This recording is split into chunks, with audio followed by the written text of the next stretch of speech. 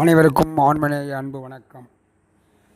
இந்த பதிவில் இவனே அவன் என்ற கருத்தில் சில விடயங்களை பார்ப்போம். திருவருட்பாவை உணர்ந்து உணர்ந்து நெகிழ்ந்து நெகிழ்ந்து பயிலும் தோறும் அன்பர்கள் எல்லாம் அன்பின் மிகுதியால் இவனே அவன் பெருமானே கடவுள் என்று உள்ளழிந்திய நெகிழ்ச்சியில் பரவசமடைகின்றனர்.